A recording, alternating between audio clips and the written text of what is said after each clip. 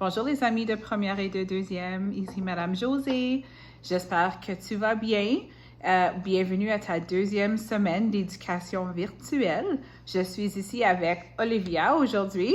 Bonjour tout le monde. Pour te parler de la prochaine chose que Madame Josée voulait voir pendant art visuel. La prochaine chose, c'est la texture. Olivia, est-ce que tu sais c'est quoi de la texture? C'est quand quelque chose est comme différent, comme le Lego est plus différent qu'une fourchette parce que quand tu le touches, il y a une différente texture. OK. Donc, la texture, c'est quand tu utilises ton toucher. Hein? On a 5 sens. Un de nos 5 sens, c'est le toucher. Tu as appris ça en sciences. Et puis, quand on touche, c'est pas toujours la même chose qu'on ressent sous nos doigts. Hein? Moi, ici, le comptoir, je le touche. Il est lisse, il est doux. Donc, la texture, c'est ça. C'est qu'est-ce que tu ressens avec ton toucher. C'est pas toujours la même chose. Donc, j'ai un défi pour toi aujourd'hui. Je te présente 4 textures. La première texture, c'est la texture lorsqu'on dit que quelque chose est rugueux, comme l'écorce d'un arbre. Hein, tu touches l'écorce d'un arbre, il y a comme des petites bosses, puis parfois, c'est un petit peu piquant. On dit que c'est rugueux. OK? La deuxième texture, lisse. Lisse, c'est quand tu touches et c'est comme un peu glissant.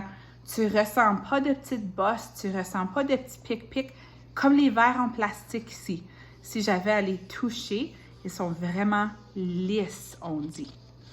La prochaine texture, bosselée. Et je vais m'avancer un petit peu. Tu vois que on a ces balles-là dans nos bacs là, de manipulation.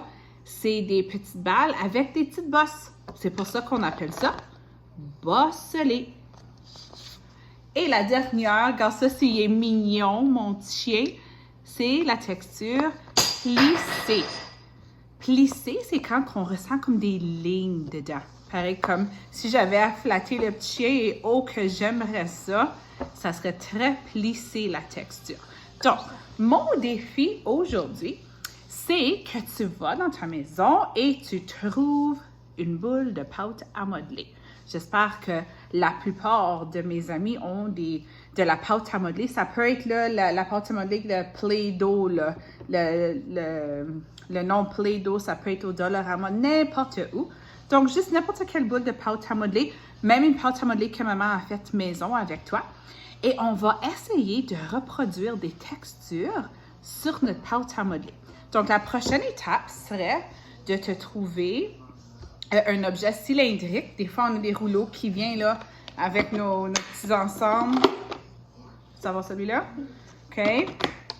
Les cylindres que j'ai à l'école en bois. Ça pourrait être une canette de soupe que tu roules. N'importe quoi pour aplatir ta boule de pâte à modeler. OK. Donc, moi et Olivia, on va faire ça vite.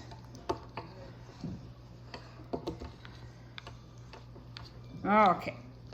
Donc, tu pourrais l'étendre encore plus, puis Mme Josée va essayer de faire le petit clip pas trop long.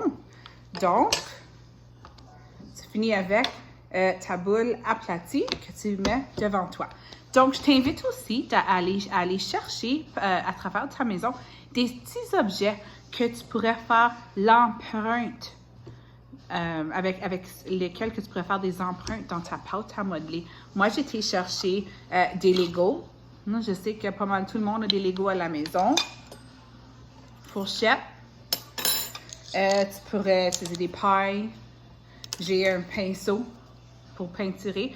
Donc, j'ai différents objets que tu pourrais essayer de faire, avec lesquels tu pourrais essayer de faire des empreintes dans la pâte à modeler. Et tu vas voir, en faisant des empreintes, des textures vont apparaître dans ta pâte à modeler. Donc, j'y vais avec mon Lego. Olivia, tu prends un Lego et je regarde qu'est-ce que ça donne. J'essaie de trouver une texture comme Madame vient de présenter, soit rugueux, plissé, lisse ou bosselé. OK? Donc, en faisant des empreintes avec mes Legos et je le touche, moi, je ressens un peu comme une texture bosselée ici. Toi, Olivia, qu'est-ce que tu ressens? Moi aussi, je pensais bosseler. Bosseler, hein? C'est pas lisse. C'est juste celle que j'ai pas travaillé avec, c'est plutôt lisse. C'est comme bosseler.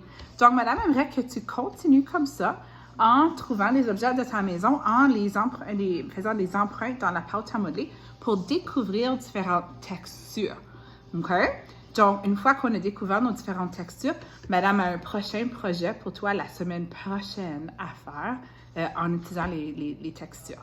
Donc, je te laisse faire des expériences avec la pâte à modeler et des objets et j'espère que tu passes une vraiment belle semaine. À la prochaine!